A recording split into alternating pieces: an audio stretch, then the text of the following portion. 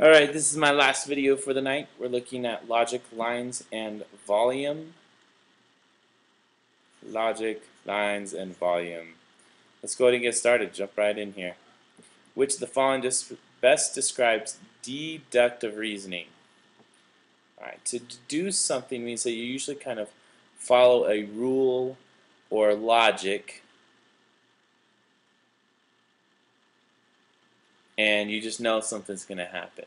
It's not based on necessarily a pattern. It's more the rule or logic leads you towards your conclusions.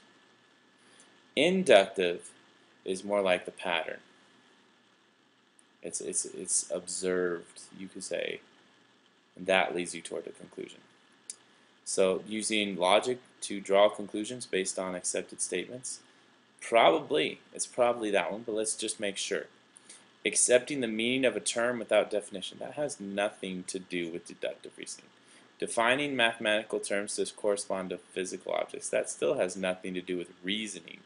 Inferring a general truth by examining a number of specific examples, that would have been inductive, because it's an inference. It's saying that you think it's going to happen because it happened a bunch of other times as well. That's a pattern. So that would mean that A was the answer. Number 2. In the diagram below, angle 1 is congruent to angle 4. So we know that this angle and this angle are congruent. We also know that angle 3 is congruent to angle 4 and angle 2 is congruent to angle 1. So if you look at this, all 4 of these angles are congruent. Now I notice that angle 2 and 3 are congruent to each other, so that would make these two lines parallel. Which of the following statements does not have to be true? 3 and 4 are supplementary angles. Well, that could be true, but they should be congruent. They might be supplementary, but they should be congruent. Line L is parallel to line M. Check, that's got to be true. 1 is congruent to 3. That's also true because of corresponding angles.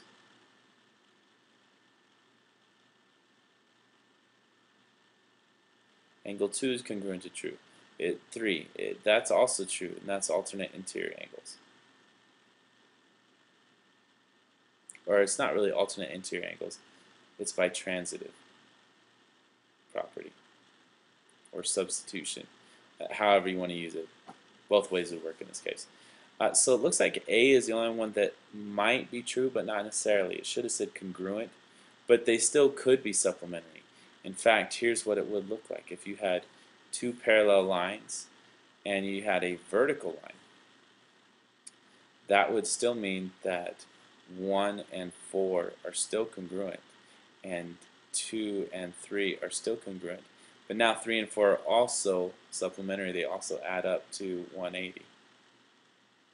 But that would have meant that the line had to be exactly vertical. Here it doesn't look like that, but it could be like that because we don't know. It's not marked on the picture. Consider the arguments below. If every multiple of 4 is even, 376 is a multiple of 4. Therefore, 376 is even. Okay. A number can be written as a repeating decimal if it is rational. Pi cannot be written as a repeating decimal. Therefore, pi is not rational. Which one of these, if any, uses deductive reasoning? Well, right here, it's more of an inductive thing because it's saying every multiple of 4 is even. 376 is a multiple of 4. Therefore, 376 is even. If every multiple, that's more like a pattern. It's a bunch of examples. 376 is a multiple of 4. Therefore, it's even. Well, I guess that could be considered deductive reasoning. I would actually say both, because they're both following rules. It's using logic. It's saying if one, then the other, and it's always happening. You could kind of argue that this one is a pattern, but you know that's too picky of a question. They shouldn't ask that. So it's either 1 and 2 or just 2 only. But if you were to choose B or C, I think you would be pretty close. Close enough there. we know it's definitely not just one, and it's not neither either, because at least one of them is. Theorem: a triangle has at most one obtuse angle. I actually talked about this in another video, but the idea that you can't have more than one obtuse angle. It's kind of an interesting thought to see it in a question here. Eduardo is proving the theorem above by contradiction. He began by assuming that in angle ABC, angle A and B are both obtuse. Which theorem will Eduardo use to reach a contradiction? Well, if we have a triangle, and in this triangle we have A, B, and C, and it's saying that angle A and angle B are obtuse. If two angles of a triangle are equal, the sides of the opposite angles are equal. That it's not talking about equal, excuse me, it's talking about obtuse. If two supplementary angles are equal, the angle for each measure is 90 degrees. We're not talking about equal angles. It's just saying that angle A and B are both obtuse, not equal. So A and B choices are out. The largest angle in a triangle is opposite the longest side. It's not saying that one is bigger or smaller than the other, so that's probably not going to help us either. Well, we know that all three of these angles have to add up to 180. And if A is bigger than 90, let's just pick a number, 100. And if this is bigger than 90, 101, that's not going to add up to 180 because we're already over. We're already over 180. So then it can't add up to 180 because you can't have a negative angle. There is no negative angle.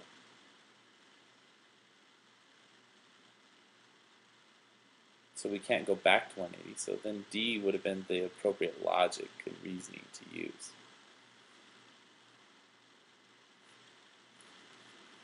About halfway here, use the proof to answer the question below. Given that angle 2 is congruent to angle 3. I'm going to go ahead and mark those. And then prove that angle 1 is congruent to angle 4. Alright, 2 is congruent to 3. Well, I know that 1 is, whoops, I'm marking these completely wrong. You guys probably noticed that. Hopefully you did. 2 and 3 are congruent. Well, I know that both of these are congruent. 1 is congruent to 2, and 4 is congruent to 3, because those are vertical angles. That's what it should actually say here. It should say vertical angles. That would be B. Let's see how the other ones are wrong, though. Complements of congruent angles are congruent. That's true, but we don't know that these are complementary to each other, even supplements. That doesn't really help us, because supplements would be meaning this dotted line that I just drew. That's a supplement to 4 and or 1. But it doesn't help me as a complement. Vertical angle is the type of relationship that we're looking at. These are not corresponding at all, because 1 and this other one is not necessarily congruent because we don't know that these lines are parallel. We just know that these other angles were congruent, like they told us. We'd have to prove parallel in between as well for using D. Vertical angles is the answer. Two lines in a plane always intersect in exactly one point. Which of the following best describes a counterexample to the assertion above? Well, let's see. If we have parallel lines, those never intersect, so that's not one of our choices. Perpendicular lines do intersect only once. And even intersecting lines, those also intersect once. So those don't disprove, because to disprove it, it would have to be maybe coplanar lines. If we're looking at coplanar lines, that would be like the same line. And it intersects way more than once. Now, something that's kind of interesting in this is that A or B could be an answer. Because if two lines are coplanar, I'm actually thinking collinear. That's what I was thinking. Coplanar just means in the same plane. So Parallel lines would be the correct counterexample, because coplanar is just like these other three, where they could intersect. But parallel don't intersect, and this says it intersects exactly once. Well, parallel lines don't. So the answer would have been B, because it's the contradiction. It's the one where it does not happen. Number 26, in the accompanying diagram, parallel lines L and M. So I know that these are parallel. Which statement about angles 1 and 2 must be true? Let's see. 1 is being congruent to this piece, and those pieces are going to be congruent. But 2 is from the other set of angles that are all congruent to each other. So I know that 1 and 2 are not necessarily congruent, but I do know that these two angles always make a straight line, which makes them supplementary. So 1 is the supplement of 2. That has to be true, because it could be a right angle, but not necessarily, so D would be out. It could be complement of 2, but that would mean that the lines were perpendicular, kind of like we saw earlier, making a vertical line. 1 could be congruent to 2, but again, that would make it perpendicular, where they were all 90-degree angles. So C would have been our answer. It's not to say that the other ones are not true, but it's not necessarily true. They could be, but they don't have to be. The diameter of a circle is 12 meters. Before I go any further, I'm going to draw a circle and make its diameter 12.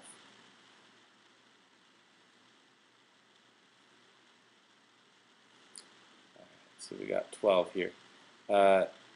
If point P is in the same plane as the circle and is 6 meters from the center of the circle, so it's about here, and it's 6 away.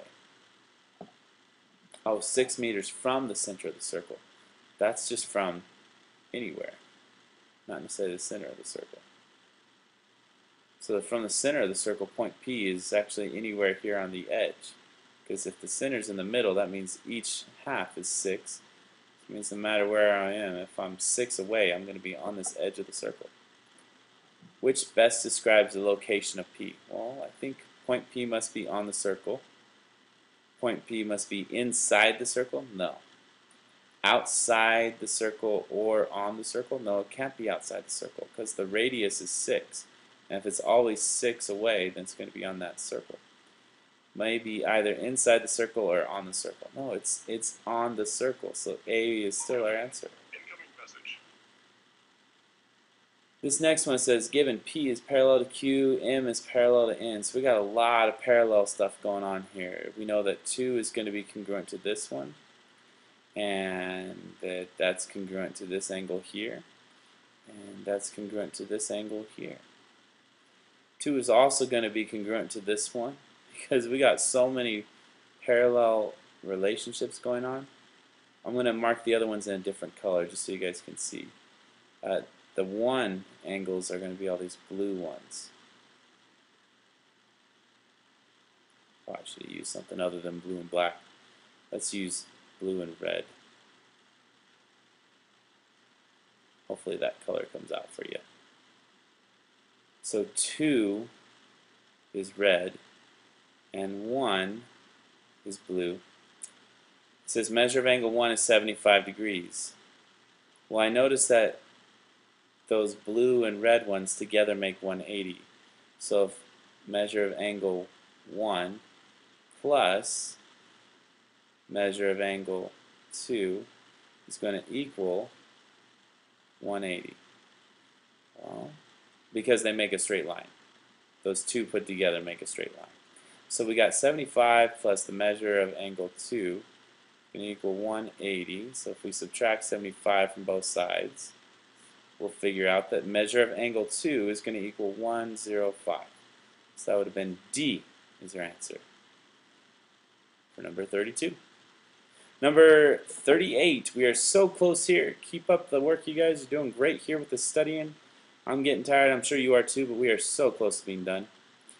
Alright, so we have this box here. And this box is actually going to be folded up. So if I'm thinking about how to fold up this box, let's see if we can find a way to make it look three-dimensional. So I'm going to take this box, kind of like this. Then I'm going to, actually I don't want it to be an exact square. Let's do more of a net kind of thing here. So if I was to take this box, I'm going to rotate it a little bit. Squash it.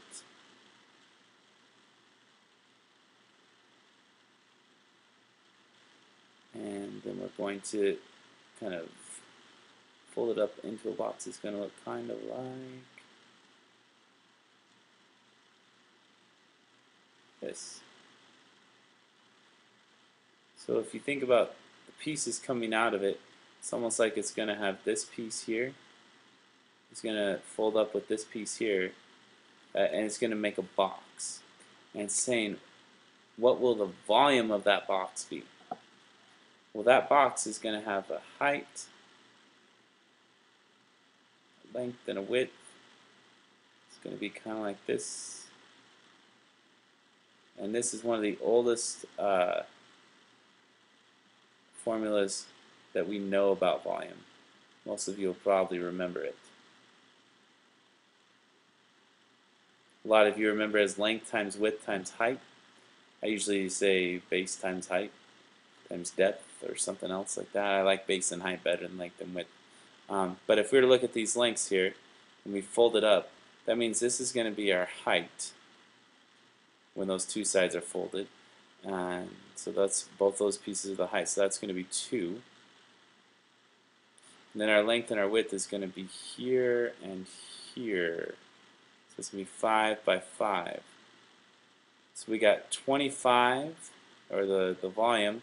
It's going to be length times width times height, which is 5 times 5 times 2, 25 times 2, and that's going to be 50. The answer would be 50 centimeters cubed.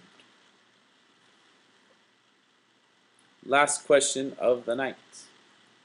Leah made 2 candles in the shape of right rectangular prisms. So we're going to try and draw a picture of those for you guys here in a second. The first candle is 15 centimeters, 8 centimeters long and 8 centimeters wide. And the second candle is 5 centimeters higher but has the same length and width. Okay, so when we're looking at these, and it says right rectangular prisms, that's actually just a box. So one of them is 15 centimeters high. Let's redraw that line. 15 centimeters high and 8 centimeters long and wide. So we got a box kind of looking like this.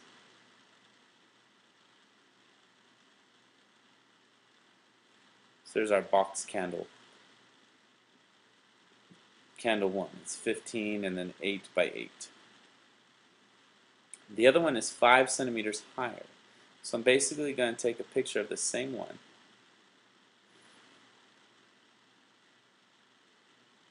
Paste it to this page, current page. Oops. I'll move this one over here.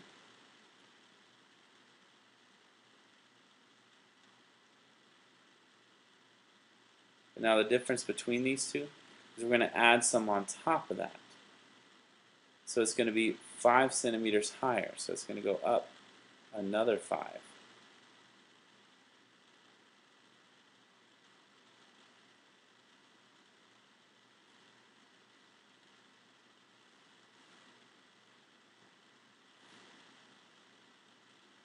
But it still has 8 by 8. And saying how much additional wax was needed to make the taller candle. Well, that means that all we're needing to find then is this area, this volume on top, which is this piece I'm shading kind of blue here. So that volume on top, that volume is going to be the length times width times the height of just that piece, which is 5 or 8 times 8 times the new height is 5.